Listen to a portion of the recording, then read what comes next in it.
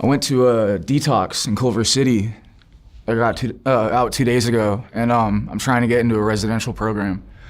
I'm in the middle of, I had 8 months sober. I relapsed back in December, and I've been trying to come back. And right now I'm like withdrawing kind of from Suboxone, and I'm taking Lyrica to help with the fentanyl withdrawal. It's been about 2.5 weeks. So I'm hoping to get into a residential program and do like 2-3 months there and just settle out. How many times have you been through rehab? More than anyone I've ever met. That's like twice my age too. I think the record I've heard is like 36 or something like that. Like, I wouldn't count to that number, you know what I mean? Like, I wouldn't believe them if they said a number that exact, you know what I mean? But half 50 to 100, like 50 to 75 places, but like some of them multiple. But clearly it doesn't work. It doesn't work for you. Those don't, because it's like structure and, I have ideas and I want to go do my shit, My addiction is, like they say, cunning, baffling, and powerful. Like, it's killed most of my friends, and I'm very aware of what it does and how it affects me and like people in my life. And, I relapsed on an opiate, kratom. It hit the opiate receptors, and then, the next day I'm doing Fetty and getting Narcan back to life. And, I'm like dating this girl, and she's never met somebody like me, like never seen anyone like in addiction, and it scared the shit out of her. And I built, I snapped back fast, and I built, some cool shit in that 8 months and managed to fuck it all up. Can I cuss? You can swear all you like. Fuck it all up in a 2-month period. I just parked my car by a bunch of other dented cars. But do you think you have something that just makes you want to self-destruct? I think that I have mental illness that is like catapulted the addiction, Yeah, I think they're always combined, or not always, but most of the time there is a combination of mental illness and the drug addiction comes in, and then that becomes a problem. Right. And the drugs look like the problem on the surface, but if you really got to the core of it, it's the solution. It's a really bad one, but it's the solution for a deeper problem that exactly. you're, you know what I mean, That's trying exactly to right. mend. And like you could be biting your nails, or like overeating, or like gambling, compulsion, like food addiction, sex. It's a solution. Yeah. but it causes its own problem. Yeah. So the longest I've had sober is 3 years. You've had 3 years. I have. I was a drug counselor. Did the steps. How were those 3 years for you? It was great, man. And I stopped like sponsoring people, and it was COVID, and I'm a musician as well, and had to cancel a bunch of shows of mine, and started hanging out with like regular people, and I started thinking I was like regular, and threw all that away. And I went on a sick 2-year run, like almost 3-year run. I had relapsed in 2021, and then went till May 5th, 2024, and relapsed December 2024. Is that right? The dates? That would be just a few months ago. Yeah. So I'm usually like 10 more pounds, What's your drug now? Fentanyl? It's turned into fentanyl. Yeah. But it was heroin, I prefer heroin, but everyone prefers heroin, but for some reason no one's selling heroin anymore. I have this creak in my neck, dude. I'm so sorry. That's from sleeping in your car? I slept in my car last night. I chose to, though. Like, I could have gone to my boy's house, who's like a tweaker, and I want to get into a treatment center, man. I know what it does. I got really, really, I don't want to say suicidal, but like the ideation got very strong this time around. Like, I'd get high and like wouldn't care. Like this, like I don't wake up from this, fuck it,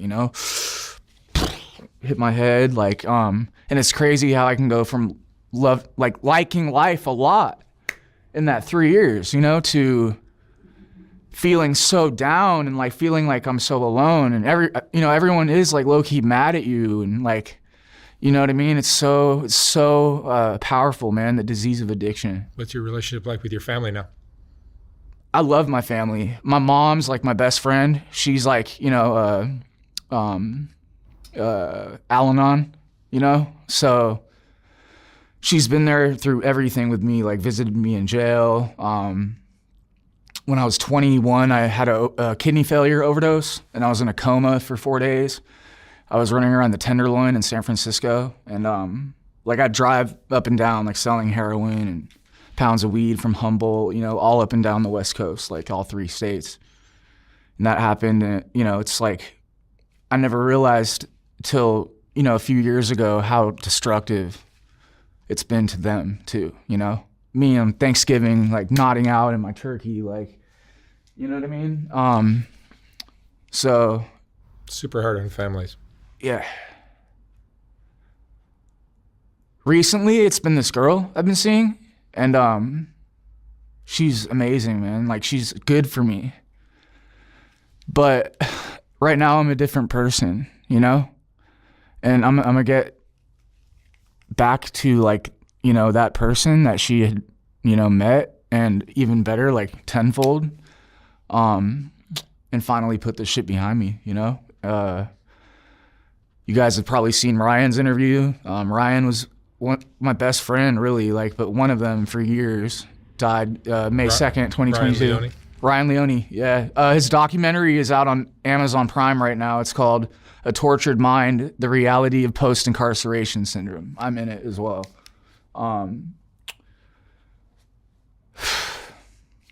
Or you go to prison, you know? That's the life. That's like, I grew up in LA in the 90s, you know? It's like, people are like, how could you get into something so like deep? And it was like just right there, like everywhere in front of me, dude, from 8th grade on, you know? Like, how'd you get started? I actually watched Leonardo DiCaprio in Basketball Diaries. Mm-hmm. And he was huffing some paint or something, and I went and huffed WD-40. So that was my first high. So it wasn't weed, and, you know, it was WD-40, then weed, alcohol, which I didn't really like, but I loved opiates, you know, and it makes sense. Like, alcoholism is hereditary for me as well. Like, it hits the same receptors in your brain. So it makes sense why I'd like it so much. But Lush, very good friend of mine, fellow artist, creative I've worked with. You know, he's on No Jumper. Known him for a long time. He knew Ryan. You know, we could have done something dope together, like, you know, made a movie or. How's he doing now? I heard not so good. He's I mean, he's doing okay. He's not in AA. I think when you interviewed him, he had like 2 years or something in AA. He's drinking, you know, he's skinnier and stuff, but he's like managing, you know what I'm saying? I'm completely like, it's completely unmanageable for me right now. And I'm aware of this and like need the structure, and I'm gonna go somewhere, get her off my back, and, you know, like just sleep for a little bit, a few days, you know? Sleep's always good for the sleep. It's been insomnia, dude. Like, no sleep. I was at this detox in Compton after the first one, and they were like little half beds, you know, like that like kids would play on, like not a gymnasium, but like, you know what I'm saying? Like, it's not a bed. It's not your whole body. Your legs are like off of it, and there's no pillow, and like, it's a dorm, like some shit out of like 1984. You know what I mean? Like, it was wild, dude. And they had no water, and I'm like, except like the little cups to after you take your meds, you know? It's like the 2-second pump sink in jail. Like, God, so uncomfortable. I got in a car accident 2 years ago, and I had 4 tears in my spine. So I was trying to find a parking spot, like, moving around and like got a creak in my neck, dude. How old are you now? I'm 38. 38. Yeah, And I just turned 38. You've been living this lifestyle for most of your adult life? 15 years old. I was a sophomore at South Pasadena High School. I'd got expelled from Happy Valley, this boarding school, my freshman year. I went there on a soccer scholarship and got really into creative writing and songwriting, and I started making underground hip-hop music, and I go by the moniker Riggy Marz, Riggymarz. Created like,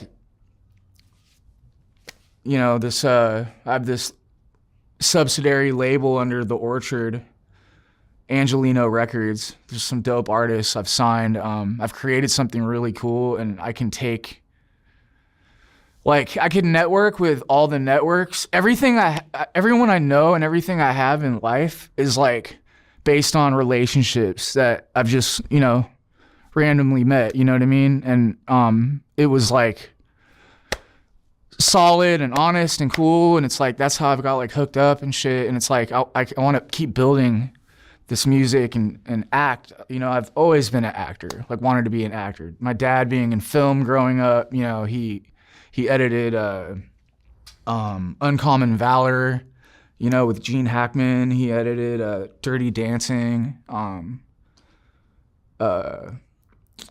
They didn't want me to be like a Macaulay Culkin type, you know, and I turned out worse than him.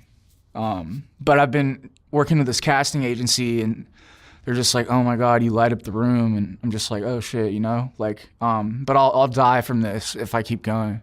What do you think people don't understand about drug addiction? When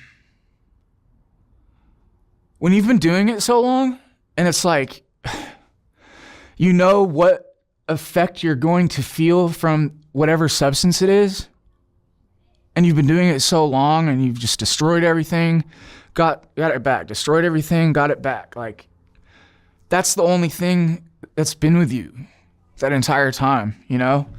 And it's like had my back, you know? Because I don't want to feel what I'm feeling. Like, and that's like my earliest memories, man. What are you feeling? I just so like, life is just, you know, like it's so, I think all creatives are really emotional people, you know? But I felt that as an early age. So when I first got high, it was like, oh my God. I can breathe, you know? But I've taken it so far, and, you know, it's, I know that I'll either be one of these crazy people at 50, like walking around talking to themselves, or die. And I've been Narcan back to life like so many times, you know, in this run, you know, a few times. And I've been honest about that, like with my family too. And that's fucking scary to tell them, you know?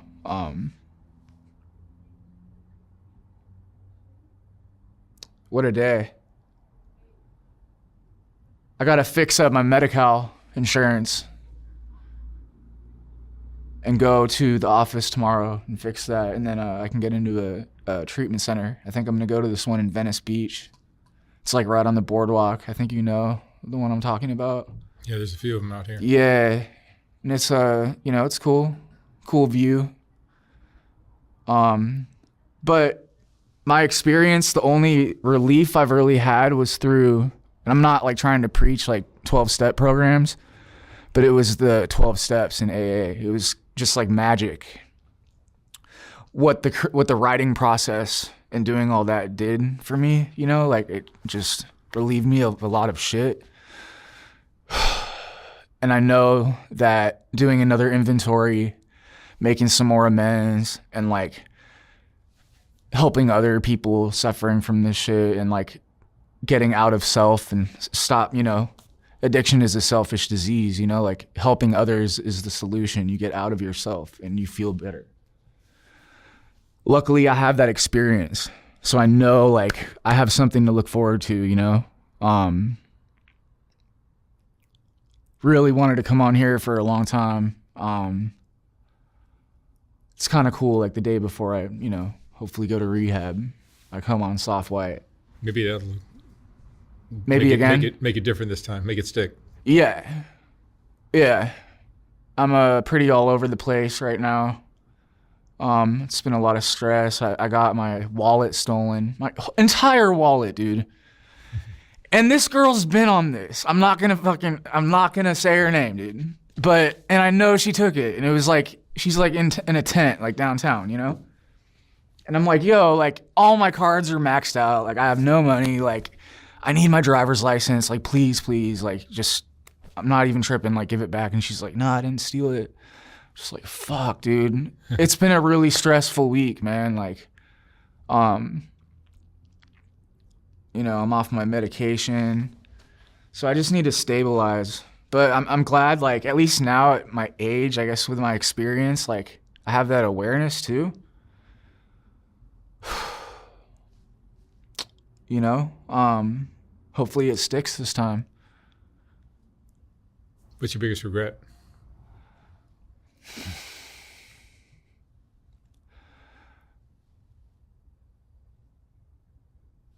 Not finishing school.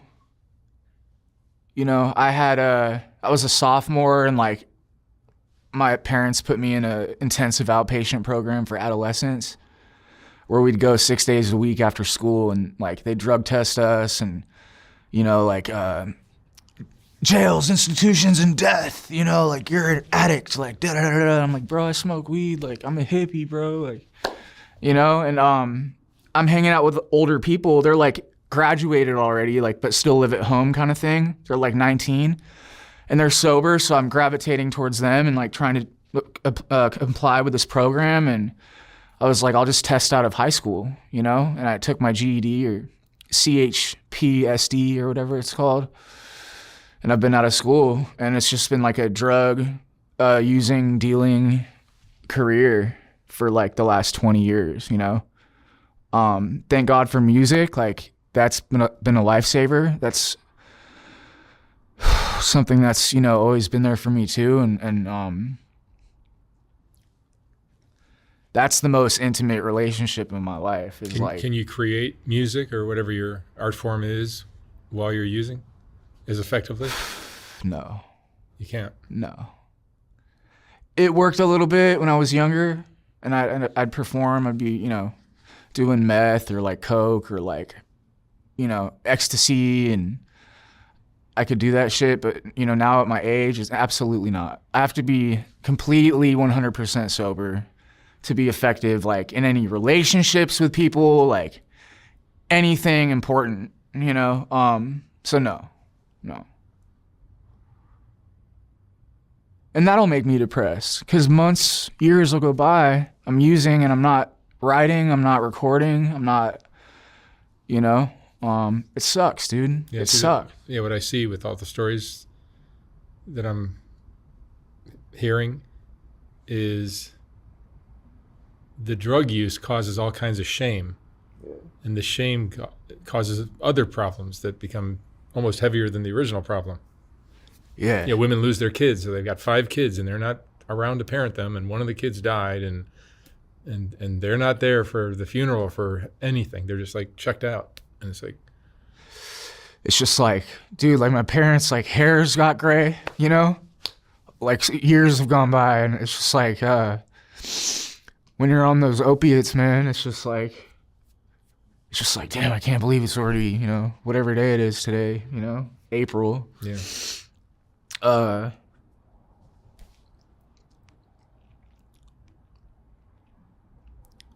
My mom's very understanding. I'm lucky. I'm very grateful to have that relationship, man. I gotta call a bunch of places tomorrow, you know, so I'm like in limbo in between. Yeah, but you seem, for somebody who's considering going to rehab or you know, if you get serious about it, you seem to have potential to do something in life. Yeah. A lot of people are just like, even if like they're not gonna. Yeah. I see plenty of those. I mean, I'm like, you know, drugs, alcohol, and self-doubt destroy like any like thing that like you do, right? Like, I'm very aware of my potential, and like I'm very I can do everything in life, you know? Like, I can get all the way to the top, and I know that. Like, it just, God's shown that. Like, the people in my life, like, how random, you know, this shit is. It's just like, you know, I'm an entrepreneur. I'm an entertainer, man. I'm a musician. That's what it is. And it's like, for people to really pay attention, like, this dude's very interesting. Like, wow, you know, like, you don't want the guy to die, you know? Like, so sobriety is the look, you know? Because people love a redemption story. And that's what I want, man. That's what I want. Like, my boy was gonna get me into like some nice private facility, and that's why I went to 2 detoxes. Because I was like, oh shit, like I won't do a Medi-Cal program. So he got me like an insurance plan, and that like messed up the insurance. While I was in there, they couldn't give me meds. They discharged me, so I have to like fix that, cancel the private, you know, and go in somewhere. But yeah, that's you can count on that. So I think we'll definitely need another interview, you know? It'd be fun to see where you're at in 6 months or whatever it's going to be. This one I think I'm gonna get into is a 2-month program.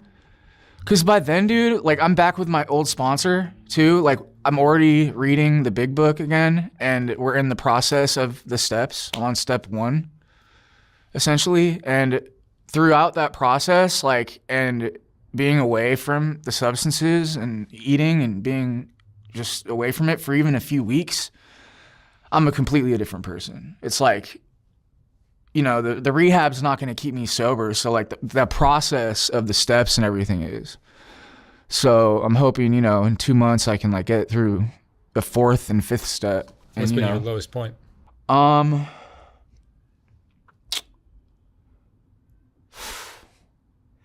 Man, honestly, like lately, because I just feel it like,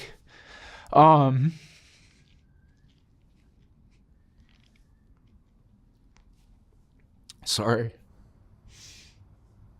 Everyone's like so pissed at me, dude. They think I'm just like leaving treatment and like getting loaded, fucking, you know? My son's a fucking teenager. And he's like, I OD'd on his birthday, man, when I went to visit him, you know? Like, when he turned 16, you know? That shit ain't cool, like. In front of him? I don't think so. I think it was like really early in the morning. And his grandma like found me, but he woke up to the paramedics, you know? But I think I was already like Narcaned and back, you know what I'm saying? So yeah, it's fatal, man. It's fatal. That shit will kill you.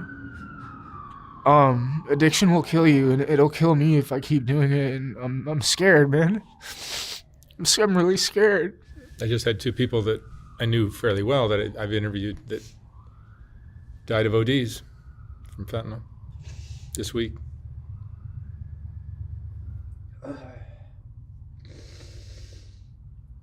Like, I just want to hug my girl and fucking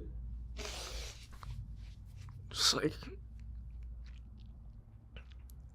be the like guide, the like leading, like, you know, like force in my family, man. Like I'm that man, you know? Like I have that's supposed to be my job, man. Shit's crazy. Like I can't believe I'm alive. Like throughout jail, and you know the like just the dark side of that life, you know, like I've experienced it all. Like people have died in my arms, like, you know, like from fentanyl and like shootings, and like it's crazy, bro. Like it's crazy. I'm alive, dude. Like, and I'm grateful. I'm so grateful to be alive, man.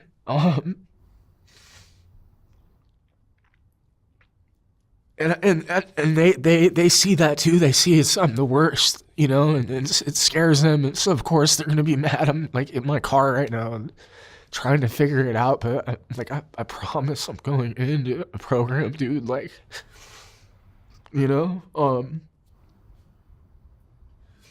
I feel like I'm still going through benzo withdrawal. It's, you know, like I'm very shaky, obviously, you know, like Lyrica is for nerve pain and fibromyalgia. So like I went to Mexico a few weeks ago and I was planning to like go to detox and all that, and I bought a bunch of it. And I've been taking that right now to just like not go and do that shit, you know? Like, and if I don't do that shit, like I love the opiates, like if I don't do that shit, then I won't do like the other shit. Like I'm not like sober and I'm like, oh, like meth, like, and do some, and like, oh fuck, I threw away my days. It's always opiates. And then it goes to everything else. Like if I can curb that, like, and you know, they want me to be on Suboxone, and I don't know, like, you know, I believe it and then I don't with doctors, and it's like, should I stay on it? You know, like, yeah, dude, like, this is a bottom for me, man. Like, feeling it all, and like, you know, like clearly I'm not a full narcissist, you know? I feel so bad. Like, I've hurt others, and I want to make it right, dude, and you know, help others from this shit, like, because you know, that's what it's gotta be. Like, What do you think the mental health issues are for you? I don't know, serotonin syndrome or like some shit, like fucking some new like diagnosis. I don't even know, dude. Well, Like, I mean, if you're using these drugs, everything is yeah, upside down anyway. no dopamine, no serotonin. Like, I took so much ecstasy, dude, in my early 20s and my teenagers. Like, so much, bro. Like, acid, like sniffing it out of the dropper, and like, dude, so much damage to my brain. And so, you know, when you use, your brain's like, yes, like more, it relieves all that, you know? It's hard, dude. It's so hard. It's just like this girl, this woman, she's like, I don't understand how, like, I wouldn't be like enough for you, you know? And I'm just like, dude, like, you know, you are, but of course I'm supposed to lose everything to get it. Like, to build everything back, you know? Like, it really has to hit for you to, for it to register, and you day by day you have to do it day by day, like put those days together, like, and live a sober life, dude. That's the process. I know it works. You know, I have friends with decades of time in sobriety. And I just want to get back to feeling good, you know? And I haven't cried. Like, I don't cry. This feels so good, like, on camera right now, you know? Like, thank you, brother. Like, yeah, I mean, just unloading all your dirt is really helpful. Yeah, it feels good, man.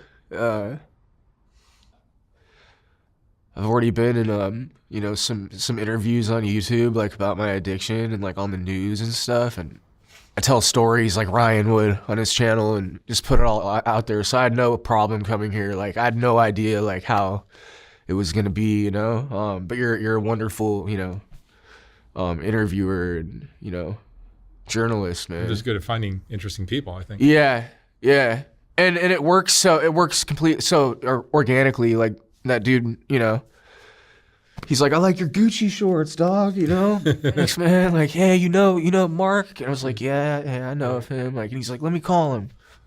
Yeah, Called you on the spot, you know? I'm like, that's God, dude. I could have gone to like that building or that building, you know? Corey's my dude. Yeah, man. It's time for a new chapter in your life, right? Yeah. You've been fucking around like this for how long now? I'm 38. I just turned 38 since I was 15. Yeah, so I didn't die at 27. I'm like about to hit 40, dude. It's like, this is what it is, dude. Like, but you have to believe you deserve it too. That's part of it. Yeah.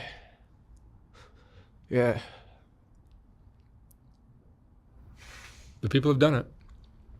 I've done a lot of bad shit to people, but it wasn't it wasn't personal, man. Like I was feeding the monster inside, you know. Yeah. And I've felt bad after everything I've done, you know. Of course, dude. I'm grateful I didn't catch any like really serious cases, you know.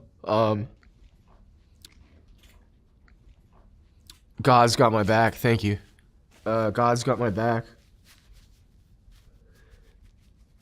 And it you know, my higher power or whatever, you know, I'm not religious, like that energy is protecting me right now, like till I get into a spot, you know what I mean? It's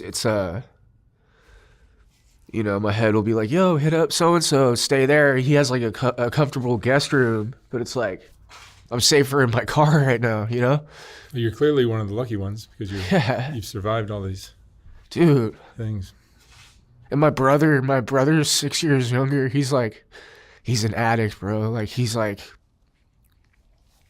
it's obsessive compulsive using like me, and he's just so like he's just so clumsy with it, you know. It's scary, and he's younger, and he just like we had pretty much the same sober date, and it was cool. We were like going to meetings together. It was the best I've ever seen him, you know? And then we both relapsed around the same time, and he's like really fucked up right now. And I hate to see that, and it's like, maybe I'm going to be the one to save him, you know? Mm-hmm. That's how it works. Yeah. Yeah, like we passed the torch around, you know? And it's like, dude, I communicate. I talk with Ryan all the time, dude. It's like that like wasn't supposed to happen, you know?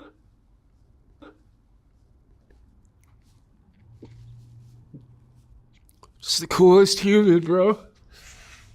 Like so talented, dude. Like, and I am too, man. Like, you know, I gotta be honest with my art and put all this out there, like for people to see it, dude, and like speak on the shit, dude.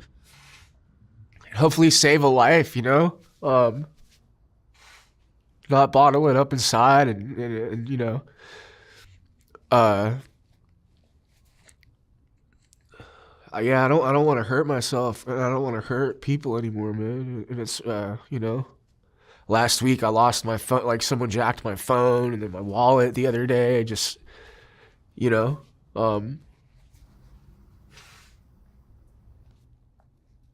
sucks, dude. Jail sucks, you know? How much time you spent in jail? I've never made it upstate. Like all my cases were like, it was like sales of weed, sales of heroin, you know, that kind of stuff. But collectively, like I've done, you know, probably 2 or so 3 years of my life total, like incarcerated. Like 10 months is the longest I've done, you know, in county. And, you know, I definitely, when I was there, I was like, dude, I belong here, you know? And I'm very, very grateful. Like I didn't get pulled over another day. You know what I'm saying? Like I get to go to a treatment center and get better and not, you know, not go to prison. And I'm very, very lucky, dude. Mm-hmm. You know? Let me ask you one last question. What would you say is the most important lesson you've learned in all of this?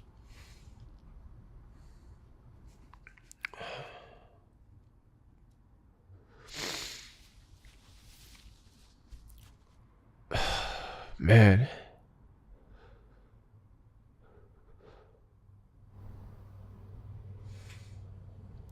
Like you have to love yourself and be healthy and be the best version of you, to be the, like, life's about relationships with people, you know?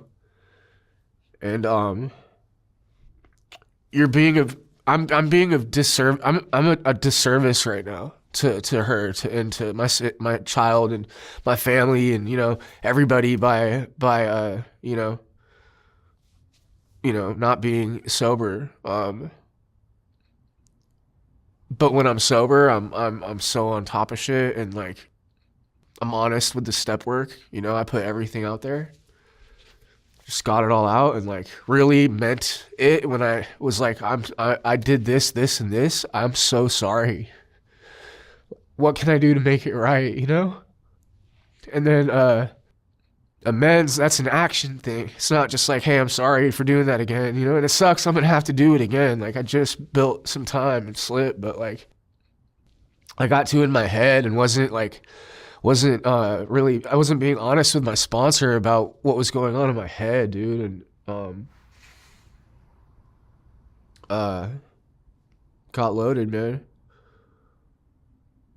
I'm gonna go to a meeting tonight, you know, after this. And I look like shit. And I know everyone there at the one I'm going to, and you know, they're gonna be like, fuck, Steven, you look terrible. But, you know, I bounced back pretty fast, you know, and calling the insurance, like they'll be able to tell, you know, when I'm speaking to them that I'm serious about getting sober and I need the help, you know, and I'm not gonna be a negative thing, you know, there, you know. What's nice about these situations is if you actually did get your shit together, Yeah. everyone close to you would forgive you. Yeah. Everyone wants to see you do better. Yeah, and I really want to get it before like my parents die, dude. I have to. I already know that's gonna be like I'll be so, I can't even imagine what that's like, you know. Both parents are still alive. Like I gotta be sober and like right in my head to like take care of that situation, you know. Is there addiction in your family? Oh yeah, but it skipped like my mom and dad, you know. Yeah, but it sometimes does that. Yeah. But both grandparents died of cirrhosis at like very young age, you know, alcoholism. My sister, you know, kind of had an issue when she was younger, but she's better, you know. She's like 50 something, 60, I think now. And then it hit us hard, you know. I never felt right as a kid. Like, and I think my earliest memory, I was like maybe 4 years old. And I remember feeling just so like, ugh, everyone's staring at me and, you know, like just so uncomfortable in my skin, dude. And drugs took care of that, you know. And love takes care of that. And like, not being a scumbag and, doing things for other people that are like thoughtful and like that's what makes you feel good naturally, you know? And then you just build on that. I'm grateful I've gotten to experience that and I've built time before, you know? So I'm very I'm excited to see like how this process is gonna be, you know? And this has been like a therapy session, man. It's I know so many people personally that have come on this, you know. Mohawk Matt, that's my boy from the program. He just got like 6 years, I think, 6-7 years. Yeah, I want to come back on here. Not a RIP, you know. Mm-hmm. And I appreciate you, man. Yeah, man. I'll be here. Just let me know. Cool. All right, Stephen. Thank you so much. I wish you great luck.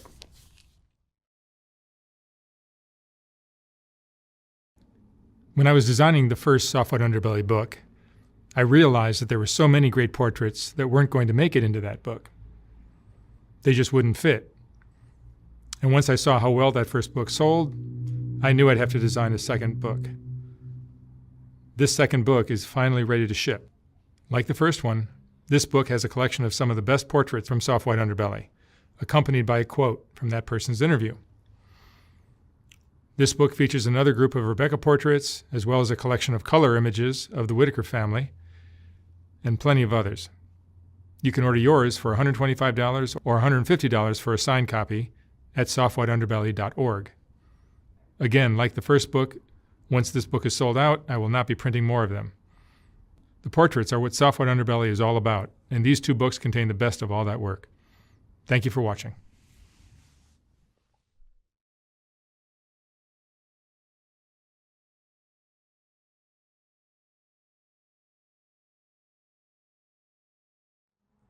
Hi friends, it's me again.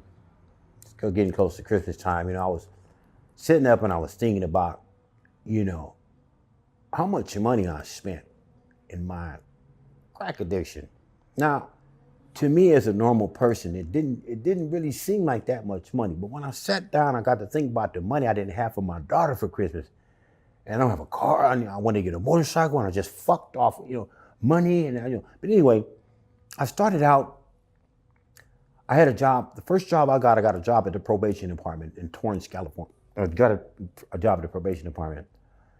And I wasn't really used to getting high that much. And I hated that job because I had to sit behind a desk and do the work and shit. And all these pretty white women running out with their titties all hanging out. I'm looking at titties when I'm doing the work. I couldn't hit the computer.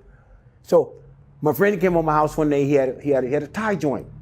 Hey man, let's smoke some weed before you go to work. No man, I can't smoke no weed before I go to work, man.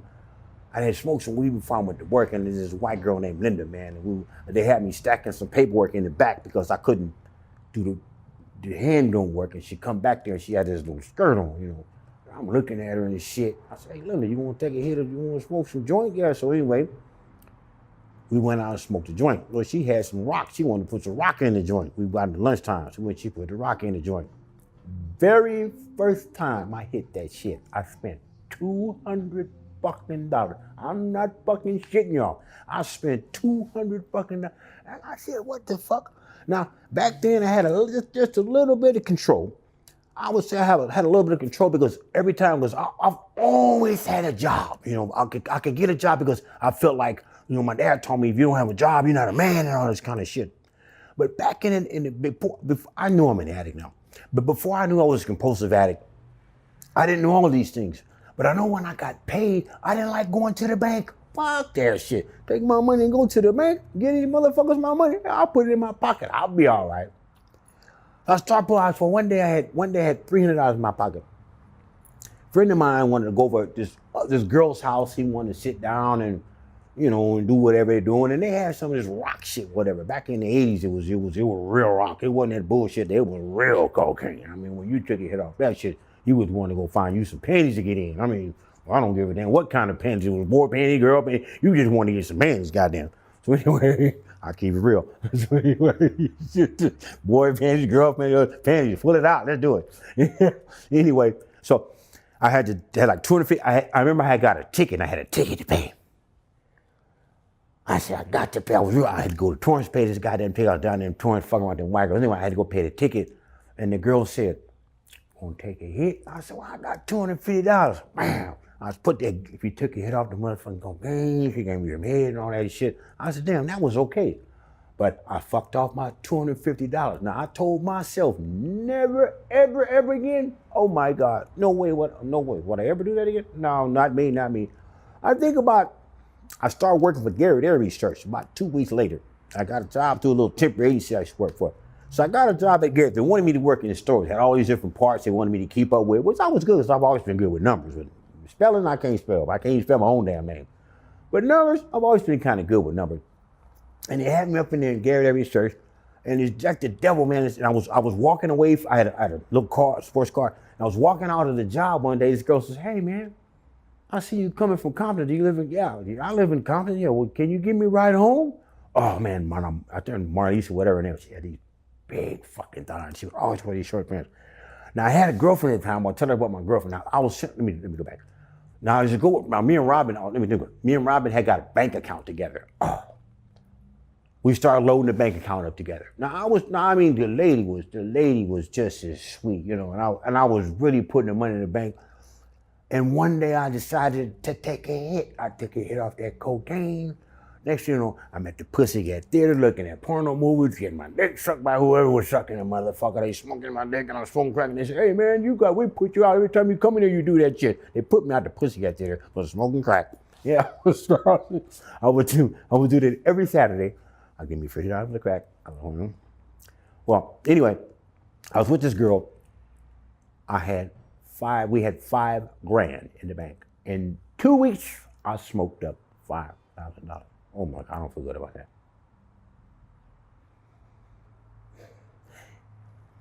Anyway, she came to me. She said, "Baby," she said, I went to the bank and my money was kind of short. You need to tell me where my fucking money went. I came up with this great idea. I lost the card the other day and I couldn't remember the number, so I stapled the 4-digit on the back. They must have got the money out the bank. She kind of believed me, but she didn't believe me. That was $5,000. I got a job at North Electronics with my bad ass. Don't know how they put me in the tool crib. I don't know nothing about no goddamn tools. They put me in the tool crib. I knew this guy who knew my dad who got me in. He got me in the job. And I was supposed to work. But anyway, I was making like $1,000 a week. Now I was staying with her. We were staying in Cozy. I was staying with her. Well, she liked that dick. I mean, I was she like that dick. I was dicking real good. You know, she in a minute, my mother told me when I was a little boy, she said, "Boy," she said, "when you give a woman some good dick, she can't even think." And I never, ever forgot that. So I knew if I could put my feet, y'all know about my other story. I'm a dicker. I'm dicking this lady, man, and she can't feel nothing. So one day, when I got paid on Friday, we were supposed to go out to this club. She wanted to go out to this club, and I had about $100. I had $1,200 in my pocket, and I had bought like $50 for the crack.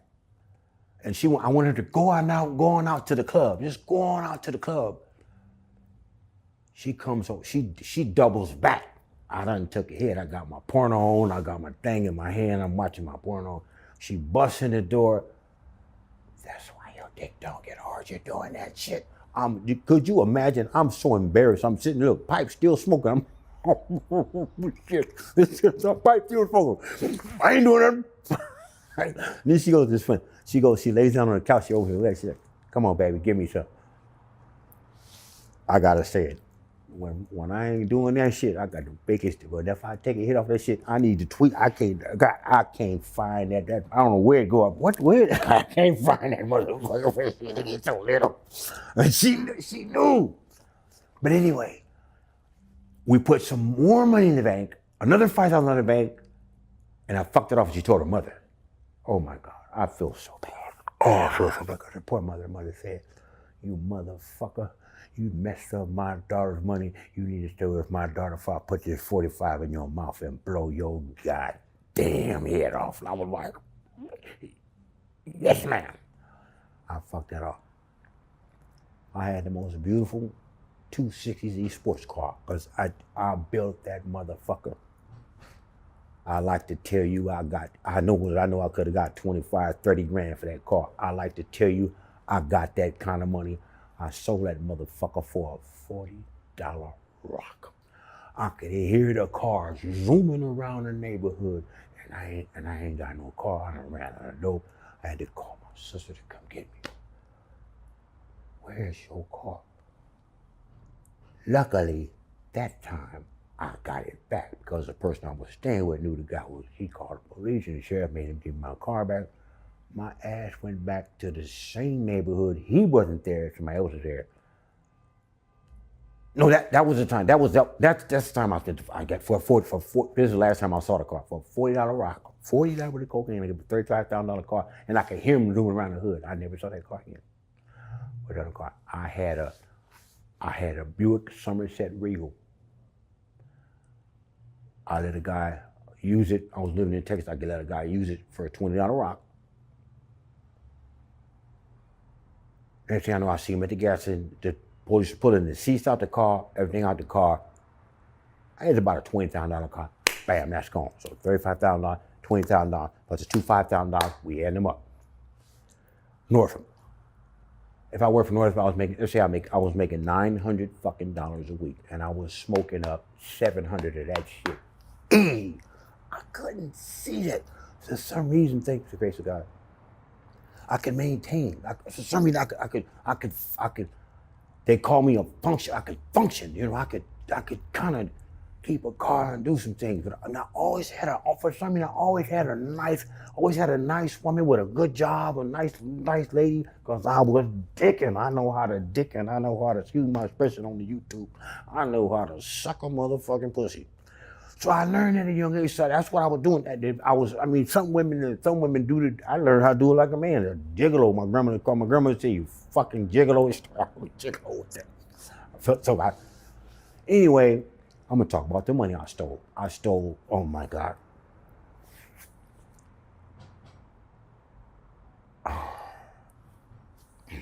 My grandmother, I went in her purse. I took the money, I went to him. My grandmother was the best thing, was the best thing I've ever had, my grandmother. And I told her, I said, Grandma, I got a drug problem. I'm so sorry for taking your money. I'm so sorry. And she said, I love you, man. I ain't worried about that money. I'm just glad you told me the truth. I fucked up for a couple $100, man. I sold two $1,500 bass guitars.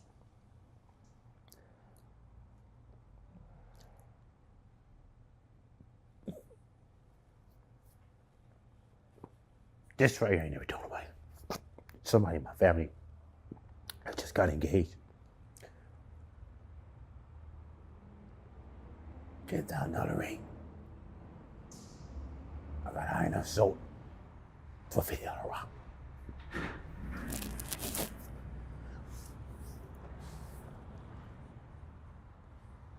That's $24,000. Oh, that hurt. Oh, that hurt. But anyway, take this of it. That one hurt. God forgive me. God forgive me. Anyway, I was thinking about all the cigarettes I bought. They called me Cisco. I drank fucking Cisco wine by the fifth like it was fucking Kool-Aid. Wait, let me back up. I started driving a truck. And the poor people would just give me money. If I didn't have no money, I didn't have nowhere to stay. I lived in a fucking truck. Hey man, I need $200. Look, I have been all over this fucking country buying crack. They should have had me if they had me for, I could have been millionaire. If they'd had me for a tester, just the police would say, hey, let's have you test. I know where all the dope spots is in all the major cities in the whole fucking United States. And they got the universal language. They see me pull up in the truck, just like the nigga, this is what they do. And do that, and they already know it. I'm pulling up, I'm get your ass in the truck, I'm spinning. Okay. I worked for Best Pack Warehouse. I worked for Best Pack Warehouse for 4 years. I made $600 a week. I had nowhere to stay. Every fucking week I smoked the whole fucking. So let's do the math. We do the math. But for 3 years, $600 a week. 3 years straight, I fucked up $600. Not counting the money I was borrowing for the cigarettes and the wine and the hookers. Oh my God. I fucked around one time and went out to that fucking bunny ranch thing they had at the goddamn, I got an income tax check. Income tax check, I had $7,000. I went to the bunny ranch over there. I went and got me three big old titty white girls. Three big old titty white girls. And the white girls was smoking crack like I was. And let me tell you something, I like to say I had more fun. I didn't get no pussy. I just smoked crack. But the guy was outside the door. He didn't know nobody. He smoked all outside the door. Just let me smoke like I want to smoke. And I got so high one night, I couldn't survive. And I called my sister. I said, baby, I need to come home. I can't take this shit. She called, get him home. They gave me money to get on the bus. I smoked at him. Another $200. Bam, another $200. Gone like a motherfucker. Up in motherfucking smooth. No wonder I ain't lost my motherfucking mind. Oh my God. So when I first got on SSI, they gave me a check for $3,700 motherfucking dollars. This is what I said. I'm gonna take a couple of hundred, I'm gonna sit it to the side. I'm gonna my mama hold this for me. Jeannie must hold that for me. Mother sister hold that for me. I'm not gonna come get it. And goddamn me, in 2 weeks, I was knocking on everybody's door at 3 o'clock in the motherfucking morning. Give me my motherfucking money. Give me my motherfucking. I went through that money in 3 fucking weeks. Now that's not talking about the alcohol, the hookers, and the cigarettes that went with that shit. Oh my God! So we already talking about these 250,000. We already talking about 250,000. Now I got a job going cross country. That year I made 48 grand and I smoked up, I know 40 of it. I know I did. I know I fucked up for it. I know I did. And I would get my money and I pull up in the truck stop and the little girl would get on the mic, fetch it. And the devil would just send them young, you know, I'm always a pervert. He'd send them young girls, that's I was in Oklahoma City, the girl told me they was 6. I said, baby, you 16, you too young. That motherfucker, that white girl, she pulled out there knocking and over there. I saw that hair and that thing. I said, well, how much money you need? I mean, we in it. Well, there we go again. I fucked off another $600. I was, God, I fucked off a lot of money. God, I fucked off a lot of money. I got to the point, I'm not interested in, I used to like, cause I like Porsches, man. I know every model, every engine, the tires are going on. I'm a Porsche fanatic. And I fucked off enough to get 3 motherfucking Porsches, you know? I have a baby that's 18 years old. And pretty much I ain't done shit for her. And I give her, every time I see her, I give her $100, which is once a year, once every 2 years. And I figure that's gonna be okay. That shit ain't okay. It don't feel okay. It's not okay. And I tell myself, but see now, I used to get Social Security. Now I don't get no Social Security no more. So now I got to come up with the money to pay the rent. And most of the time I make it, but I always gotta lean on my brothers. He's been coming through. I gotta lean. You know, but I think about, I've been there. When I first became homeless this time, for 3 years straight, do the math, they gave me $960-something a month. I smoked up every fucking, and you can handle what it stay. I would get my check, I'd get a room, I'd get me a couple of white girls. We'd smoke up all the motherfucking money. I did it week after week after week after week, and I kept telling myself, this week gonna be different.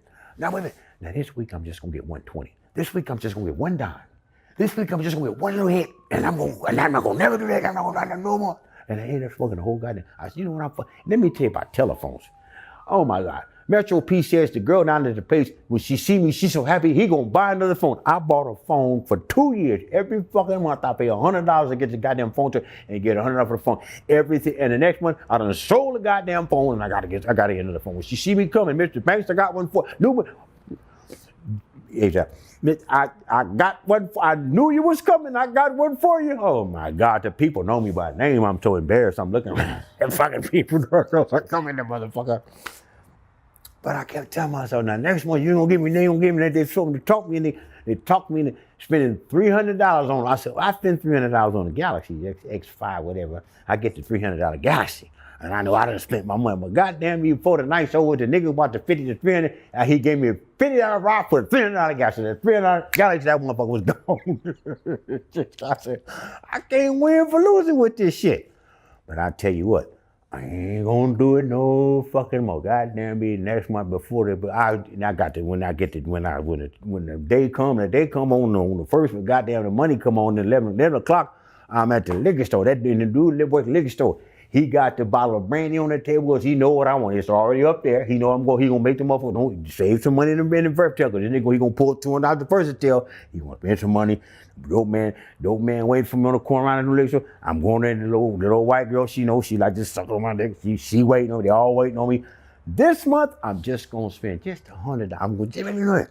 Now I'm gonna show y'all this time. I'm just gonna spend $100. That's it. I mean, y'all not gonna guess this right. I'm just gonna. Before you know it, the 2 days later, the whole goddamn 900 gone. I did week after week after week after week after week, and then I stopped to the next week, and I did a week after week after week after week. But the thing is, I'm laughing about it now because I'm laughing about it now because it's insane. But that's addiction, man. This motherfucking crack. And let me tell you the funny thing about the motherfucker. When you hit the motherfucker, man, when you hit that motherfucking pipe, let me tell you something, y'all. For y'all that never did it, don't ever fuck with that motherfucking pipe. Cause that motherfucking pipe feel better than busting a nut in a 16-year-old girl. I'm telling you that shit. But after that one, you don't get nothing. And only you chasing. And you can't get it. And I take a hit. And here come the rats. I'm not scared of men. I'm terrified of rats. I don't know why. I take a hit, I get pregnant. I do. Here come the rats. I'm looking for the rats. One time, me and a friend of mine were smoking crack, and she had this closet was into the side. And I don't know what made that little motherfucker come around the corner. He looked at me like, yeah, motherfucker, I know you're scared of me. Man, I jumped up on top of that goddamn toilet. And if that woman, I never heard a woman, she said, you fucking pussy, you scared of a fucking man. I was so scared of this fucking rat, dude. My fucking leg, I couldn't move. I mean, that scared the shit out of me. Oh my God. But now where I'm standing now, it keep me from running at night because I'm paranoid. I ain't going to get no trouble. When you walk down the streets over here, you see men, them goddamn rats get running. I ain't going no. How did I get on? Anyway, I just love to sit here and talk. So we licked the money I spent. I mean, dude, I spent.